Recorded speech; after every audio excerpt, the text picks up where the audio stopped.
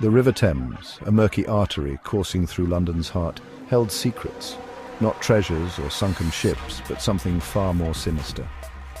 On a crisp morning in 1887, the river coughed up a gruesome offering, a human torso. The police were called. This was not an uncommon occurrence. The Thames was London's dumping ground, swallowing secrets both big and small, but this time it was different. This was the beginning of a nightmare. Over the next 2 years, body parts surfaced with alarming regularity. A leg here, an arm there, always meticulously dismembered, always lacking a head. The city was gripped by fear. Who was perpetrating these horrific acts? And why were the victims seemingly chosen at random? The Thames, once a symbol of London's might, now whispered of an unseen terror lurking within the city's bowels. Victorian London, a city of contrasts where opulence and squalor danced a macabre waltz.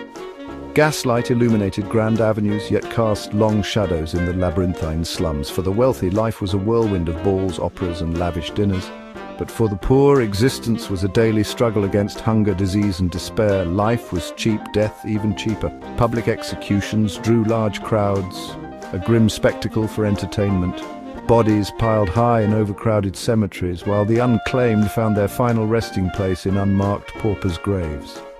The stench of decay lingered in the air, a constant reminder of the fragility of life. It was against this backdrop of stark inequality and ever-present mortality that the Thames Torso murders unfolded, their horror amplified by the city's already precarious balance. Unlike Jack the Ripper, whose victims were mostly identified, the Thames Torso victims remain largely nameless. Their identities, lost to time, and the killer's gruesome handiwork make it difficult to establish a motive. Were they chosen for convenience? Or was there a more sinister pattern at play? One victim, however, was tentatively identified as a young woman named Elizabeth Jackson.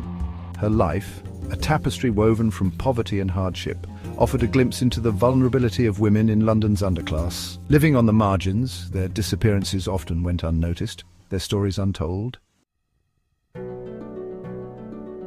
Scotland Yard, already grappling with the baffling Jack the Ripper murders, faced another perplexing case. The Thames Torso murders, with their lack of identifiable victims and meticulous dismemberment, presented a unique challenge. Despite their best efforts, the police were stymied at every turn. The killer, a phantom moving through the fog and shadows, seemed to vanish without a trace. The lack of forensic technology hampered their investigation, and the sheer scale of London, a teeming metropolis of millions, provided ample opportunity for concealment. Section 5. Whispers in the fog, theories and suspects. In the absence of concrete evidence, rumours swirled like the fog that often blanketed the city. Some whispered of a deranged surgeon, his anatomical knowledge evident in the precise dismemberment. Others pointed fingers at butchers, their profession already placing them in close proximity to death and dismemberment. One name, however, surfaced repeatedly: Francis Tumblety, an American quack doctor known for his eccentric behaviour and hatred of women. He had been in London during the time of the murders and fled to America shortly after the final body was discovered. Despite his suspicious movements, no concrete evidence linked him to the crimes. Section 6. Beyond the cobblestones, the dark underbelly of Victorian society. The Thames Torso. Murders, with their brutality and seeming randomness, exposed the dark underbelly of Victorian society. Beneath the veneer of respectability and order, a hidden world thrived, a world of poverty, vice and violence. Prostitution was rampant, driven by poverty and desperation. Gangs ruled the slums, their influence extending even into the halls of power. The police, often corrupt and inefficient, turned a blind eye to the plight of the poor and marginalized. In this environment, where life was cheap and death a constant companion, it was all too easy for a killer to operate with impunity. Section 7. The legacy of fear, impact on Victorian society. The Thames Torso murders, much like Jack the Ripper's reign of terror, cast a long shadow over Victorian London. The city, once a symbol of progress and enlightenment, now seemed shrouded in an atmosphere of fear and paranoia. People were afraid to walk alone at night, their every step accompanied by the chilling thought of the unseen killer lurking in the shadows. The murders also fueled social anxieties about class, morality, and the role of women. The fact that the victims were primarily from the lower classes highlighted the vulnerability of the poor and the indifference of the wealthy.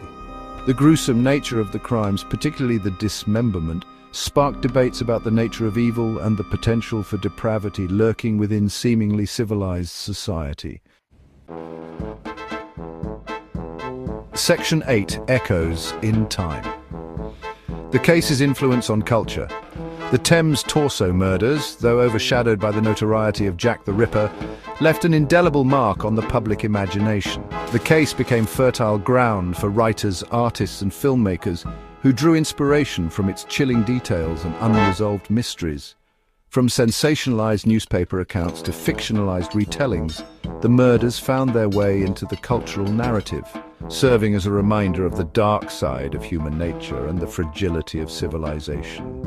The case continues to fascinate and horrify, its enduring appeal a testament to the power of unsolved mysteries and our enduring fascination with the macabre. Section 9. Unanswered questions. The enduring mystery. The Thames torso. Murders remain one of Victorian England's most perplexing unsolved crimes.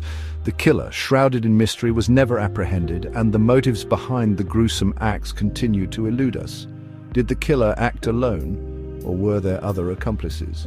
What drove them to commit such horrific acts? And why were the victims chosen? These unanswered questions continue to intrigue and haunt us, a chilling reminder that some secrets are lost to time, buried beneath the weight of history. The Thames may hold the answers, but for now they remain elusive, whispered only by the river's ceaseless flow.